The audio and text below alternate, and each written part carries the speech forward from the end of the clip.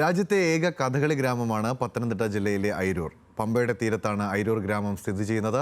കഥകളി ആട്ടക്കോപ്പുകളുടെയും ശില്പങ്ങളുടെയും നിർമ്മാണം ഉപജീവന മാർഗമാക്കി മാറ്റിയ ഒരു കൂട്ടം ആളുകളും ഇവിടെയുണ്ട്.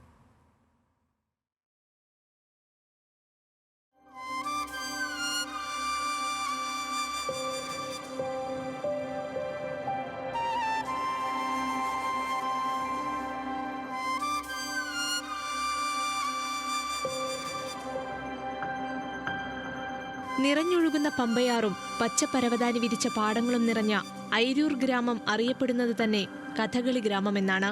അതുതന്നെയാണ് അയിരൂരിനെ വ്യത്യസ്തമാക്കുന്നതും. ഈ നാടിന്റെ ജീവശ്വാസത്തിൽ തന്നെ കലയും കഥകളിയുമുണ്ട്.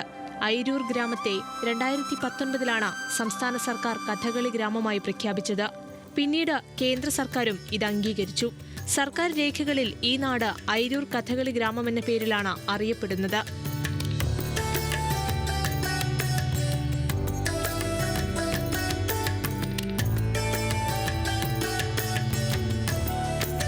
കഥകളി പഠനകളരി, കഥകളി മ്യൂസിയം, കഥകളി മേള, ഒപ്പം കഥകളി ക്ലബ്ബും ഇവിടെയുണ്ട്.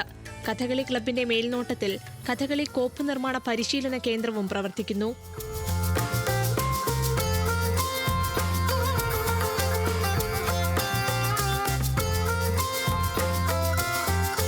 കഥകളി കോപ്പുകളും ആടയാഭരണങ്ങളും കഥകളി ശില്പങ്ങളും ഇവിടെ നിർമ്മിക്കുന്നു.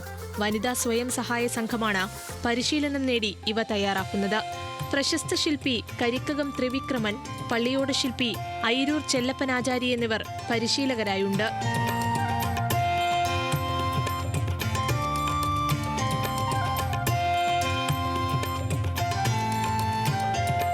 ഒരടി മുതൽ ഒരാൾപ്പൊക്കം വരെയുള്ള കഥകളി ശില്പങ്ങൾ ഇവിടെ നിർമ്മിക്കുന്നു. പച്ച, കത്തി, താടി തുടങ്ങി എല്ലാ വേഷങ്ങളുമുണ്ട്. കുമളിത്തടിയിൽ നിർമ്മാണം പൂർത്തിയാക്കുന്നതോടെ ശില്പത്തിൽ ആടയാഭരണങ്ങൾ അണിയിക്കും. സാംസ്കാരിക വകുപ്പിന്റെ ആഭിമുഖ്യത്തിലുള്ള കഥകളി കോപ്പ് നിർമ്മാണവും കഥകളി ശില്പ നിർമ്മാണവുമാണ് ഇവിടെ ചെയ്തു വരുന്നത്. ഒരടി പൊക്കമുള്ള ശില്പം മുതൽ, അതായത് കഥകളിയുടെ എല്ലാ വേഷങ്ങളും, പച്ച, കത്തി, താടി, കരി, മിനുക്ക്, വട്ടമുടി തുടങ്ങി എല്ലാ വേഷങ്ങളും ഇവിടെ നിർമ്മിക്കുന്നുണ്ട്. കഥകളി കോപ്പ്, കഥകളി ശില്പം എന്നിവയ്ക്ക് ലോകവിപണിയിൽ വലിയ സാധ്യതയാണ് ഉള്ളതെന്ന് കഥകളി ക്ലബ്ബ് ഭാരവാഹികൾ പറയുന്നു. കഴിഞ്ഞ 30 വർഷമായി ക്ലബ്ബ് പ്രവർത്തിക്കുന്നുണ്ട്. ഇപ്പോൾ കഥകളി എന്ന് പറയുന്ന തനത് കലയുടെ ശ്രദ്ധേയമായ കേന്ദ്രമാണ് അയിരൂരിലെ കഥകളി ഗ്രാമമായ അയിരൂരിലെ ഈ സ്ഥാപനം. കഴിഞ്ഞ 30 വർഷമായി പ്രവർത്തിക്കുന്ന കഥകളി ക്ലബ്ബ് ഇതിൻ്റെ സഹായത്തിനായിട്ട് എല്ലാ കാര്യങ്ങളും ചെയ്തു തരുന്നുണ്ട്.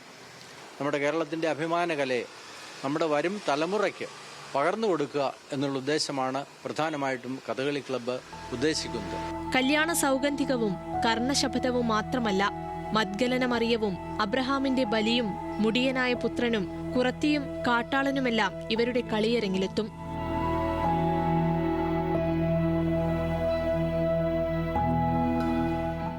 ന്യൂസ് മലയാളം, പത്തനംതിട്ട.